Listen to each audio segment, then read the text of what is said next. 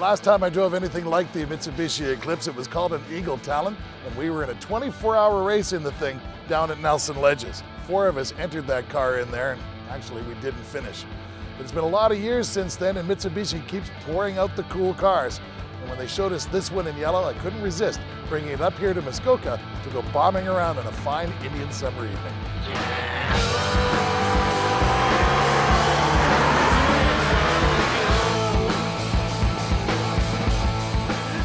I don't know whether it's the style of this coupe or the yellow color, probably a combination of both, but everybody turns to look at this car. There's always been an element of, but how does it look and how do I look in it? If those are all considerations to you, then you can make up your own mind about them. But what we're here to tell you about is that this is a pretty darn good car. I like the fact that Mitsubishi uses high quality products to build these cars. It is a joy to drive. If you can find a road with lots of switchbacks and lots of places where that you can accelerate and brake, then you're going to love this car.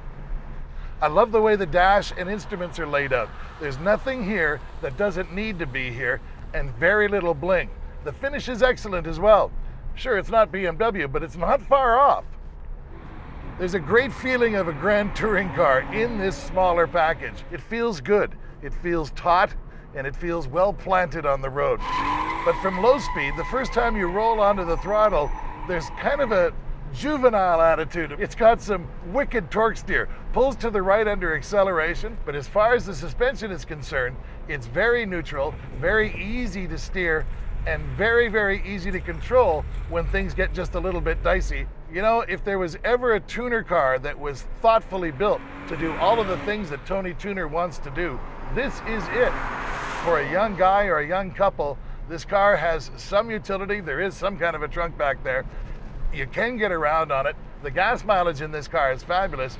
And at the end of the day, it's basically fun to drive. And after all, is that what you're looking for in a car? So you have to ask yourself, do you need a car like this? No, you don't need it. In fact, it's probably impractical in a lot of ways. But do you want a car like this?